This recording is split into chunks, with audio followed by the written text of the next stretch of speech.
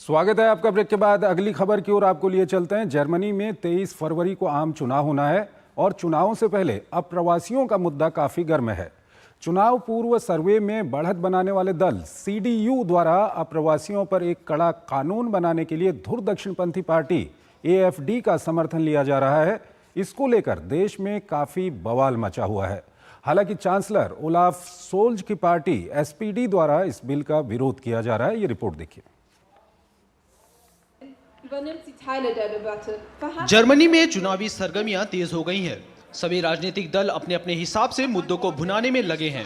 चुनावी रण में आप्रवासन का मुद्दा तेजी से जोर पकड़ता जा रहा है। चुनाव से पहले हुए कुछ हमलों और उनमें आप्रवासियों की संदिग्ध भूमिका ने राजनीतिक दलों को इसका भरपूर मौका दिया है। गंभीर होती आप्रवासन की समस्या से निपटने के लिए विपक्षी रूढ़िवादी CDU और CSU द्वारा लाए गए बिल पर शुक्रवार को सत्ता पक्ष के साथ बातचीत सफल नहीं हो पाई। अब वोटिंग के जरिए इस बिल पर फैसला होगा। इस प्रस्ताव को कानूनी रूप से लागू किया जाएगा। हालांकि बुधवार को भी CDU ने आप्रवासन से संबंधित एक प्रस्ताव को धुर दक्षिणपंथी पार्टी की मदद से पारित कराया था, जिसके बाद जर्मनी की सियासत में बड़ा भूचाल आ गया था। हालांकि ये प्रस्ताव बाध्यकारी नहीं है। बढ़ते दबाव के बाद CDU और CSU ने AFD का समर्थन नहीं लेने का भरोसा जताया था, लेकिन शुक्रवार को सत्ताधारी SPD ने आरोप लगाया है कि स्थिति ऐसी बना दी गई है कि पहले AFD प्रस्ताव नहीं कानून को पारित कराने में मदद करेगी।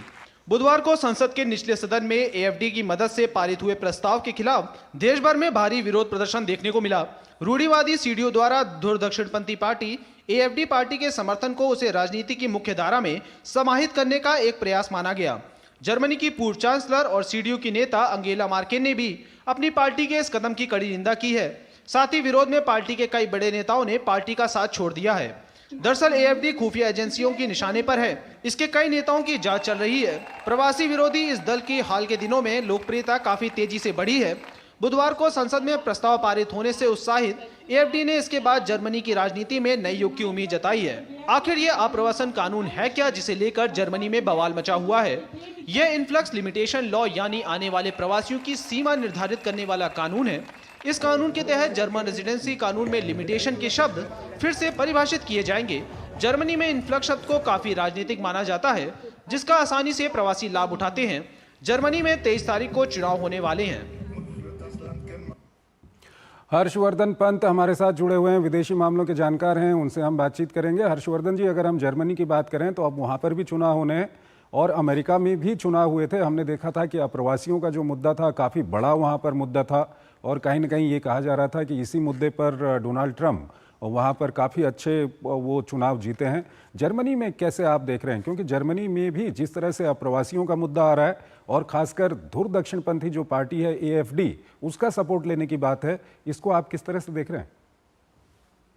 देखिए, पूरे जो अगर पश्चिमी देशों की हम बात करें तो वहाँ पर एक अप्रवासी का जो मुद्दा है, इमिग्रेंट्स का जो मुद्दा है, इमिग्रेशन का मुद्दा है, इसने एक बहुत तेजी से गति पकड़ी है और ये सेंट्रल इशू बनता जा रहा है वहाँ की राजनीति में। और इससे इनकार नहीं किया जा सकता कि जो पार्टीज सेंट्रिस्ट हुआ करती थी वो अब सेंटर राइट से अपनी पॉलिटिक्स को देख रहे हैं, क्योंकि जो राइट विंग है, एक्सट्रीम राइट विंग है, वो चाहे AFD हो जर्मनी में या और जगह आप फ्रांस की बात करें तो वहाँ पर नेशनल फ्रंट है मरी ले पेन का, तो ये सारे जो ग्रुप्स हैं ये इमिग्रेशन के मुद्दे को लेकर बहुत आक्रामक हो गए हैं। और कहीं पर ये सेंटिमेंट लोगों को समझ में भी आ रहा है, क्योंकि लोग परेशान हैं पश्चिमी देशों के। उनको ये बताया जा रहा है कि आप जो अप्रवासी लोग हैं उनकी वजह से इकोनॉमी की हालत खराब है, आपको नौकरी नहीं मिलती है, आपकी सारी परेशानियों की जड़ वो लोग हैं जो इमिग्रेंट्स हैं। इसीलिए एक नैरेटिव, एक मूवमेंट बनता जा रहा है और उसके लिए मेन स्ट्रीम पॉलिटिकल पार्टीज जो हैं वो स्ट्रगल कर रही हैं। हमने देखा, जिसकी आपने बात करी, अमेरिका में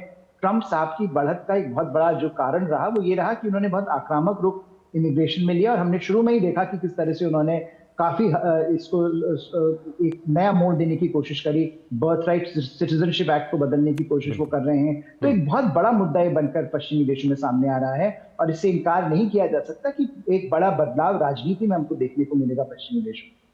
लेकिन अगर हम जर्मनी की बात करते हैं तो वहाँ पर जो AFD है, दक्षिणपंथी पार्टी है, धुर दक्षिणपंथी पार्टी है, वो काफ़ी विवादों में है। उसके काफ़ी जो नेता हैं उनके ऊपर कई सारे वहाँ पर केसेस भी चल रहे हैं।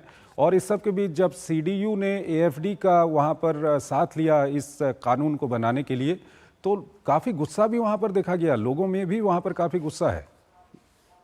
हाँ, वहां पर एएफडी को क्योंकि एक ऐसी पार्टी माना जाता है जो अनटचेबल की तरह से देखा जाता है, वहां पर उसको एक्सट्रीम राइट विंग का जो सेंटिमेंट है, लोगों को लगता है जो मेन स्ट्रीम जर्मन्स हैं कि ये जर्मनी के लिए एक समस्या खड़ी करेगा। एएफडी अगर किसी भी प्रकार से सत्ता में आता है, सत्ता में इसकी कोई साझेदारी होती है उसको देखकर। लेकिन ये भी बात समझने वाली है कि एएफडी का जो वोट शेयर है वो लगातार पिछले 5-6 साल में बढ़ा है। तो एएफडी अब ऐसी पार्टी नहीं रह गई कि कोई मार्जिनल पार्टी है। एएफडी एक प्रोविंस में सरकार में है, तो कहीं पर जो सीडीयू है, जो सेंटर राइट पार्टी है, उसको अगर इमिग्रेशन का मुद्दा आगे बढ़ाना है तो उसके पास दो ही ऑप्शन है। या तो वो जो सेंटर लेफ्ट पार्टी है जो सत्ता में है ओलफ शोल्स की, उसके साथ मिलकर काम करे। लेकिन अगर वहां पर सहमति नहीं बनती है तो सीडीयू को ऐसा लग रहा है, जिसके चांसेस बहुत ज्यादा है सत्ता में आने के, कि उसको अगर एंटी इमिग्रेंट अपनी क्रेडेंशियल्स को अंडरस्कोर करना है तो वो एएफडी के साथ काम करके लोगों को ये दिखा सकती है कि ये पार्टी जो है ये एंटी इमिग्रेशन के मुद्दे को आगे बढ़ाएगी और उसके बारे में सीरियस है। तो मुझे लगता है वो जो एक पॉलिटिकल कैलकुलेशन उनका चल रहा है, वो अपनी जीत के लिए एएफडी का समर्थन लेने की बात कर रहे हैं। लेकिन इससे एएफडी को लेजिटिमेसी मिलेगी और इसी की बात की चिंता जो वहां पर अभी गवर्निंग पार्टी है ओलफ शोल्स की, उसको है। और एंगेला मर्केल ने जैसा कि कहा है कि वो, और काफी सारे लीडर्स ने सीडीयू को छोड़ा है इस मुद्दे को लेकर, तो वहां पर इस बात को लेकर काफी उथल पुथल है और ये बनी रहेगी जब तक चुनाव नहीं हो। यानी कि हम कह सकते हैं कि आने वाले दिनों में इन यूरोपीय देशों का जिस तरह का हाल है, हम देख रहे हैं कि अभी हर देश में जो हालत है उसमें किसी एक पार्टी को पूरी तरह से बहुमत नहीं मिल रहा है, गठबंधन की ज़रूरत पड़ रही है। तो ऐसे में एएफडी सीडीयू के लिए काफ़ी महत्वपूर्ण हो सकती है चुनाव के बाद। बिल्कुल, उनका पोस्ट इलेक्शन कैलकुलेशन भी यही है कि अगर वोटों की हम अभी से कोशिश करें साथ काम करना, क्योंकि ये पॉसिबिलिटी हो सकती है कि हमको एएफडी का सपोर्ट लेना पड़े बाद में। और अगर बाद में लेना पड़ेगा तो उसके लिए एक तरह से ये जो प्रोसेस है ये टेस्टिंग भी है। टेस्टिंग द वाटर्स कहते हैं कि हम ये टेस्ट कर रहे हैं कि इसका क्या रिएक्शन होगा। तो अगर अभी रिएक्शन, जैसा कि आपने कहा कि वहां पर काफी ज्यादा देखने को आ रहा है, लोग बहुत नाराज हैं इस बात से सीडीयू के, तो अगर सीडीयू को ये लगेगा कि उसका एएफडी के साथ समर्थन लेना भारी पड़ सकता है तो वो एक स्टेप बैक अभी ले लेगी बाद में लेने के बजाय। तो वो मुझे लगता है एक तरह से टेस्ट कर रहे हैं कि किस तरह से हम एएफडी के साथ काम कर सकते हैं, क्या लिमिट्स हैं उस पार्टनरशिप। ठीक है, यानी कि अंतिम सवाल आपसे मैं जानना चाहूँगा कि आने वाले दिनों में अमेरिका में तो अवैध प्रवासी उनको कहा गया, लेकिन यहाँ पर जिस तरह का ये कानून बनाने की जो तैयारी चल रही है, इसमें कहीं ना कहीं प्रवासियों की संख्या को सीमित करने की बात चल रही है, यानी कि प्रवासियों के लिए यहाँ पर दिक्कत होने वाली है आने वाले दिनों में। बिल्कुल, देखिए ये बिल्कुल स्पष्ट है, चाहे अमेरिका हो या यूरोप हो, वहां पर जिस तरह का सेंटिमेंट है वो एंटी इमिग्रेंट सेंटिमेंट बढ़ रहा है। और जब भी आर्थिक समस्याएं आती हैं देशों के ऊपर, तो वो जो एक उसका ठीकरा फोड़ने के लिए अप्रवासी एक इजी टारगेट होता है। तो मुझे लगता है ये समस्या बढ़ती रहेगी क्योंकि आर्थिक मंदी वहां पर भी बढ़ती रहेगी। ठीक है, हर्षवर्धन जी, बहुत बहुत धन्यवाद आपका। आप हमारे इस कार्यक्रम में जुड़े और इन दोनों विषयों पर आपने अपना विश्लेषण और काफ़ी सारे तथ्य हमारे दर्शकों के सामने रखे। बहुत बहुत आपका शुक्रिया। एक छोटा सा ब्रेक लेते हैं, ब्रेक के उस पार हम आपको आज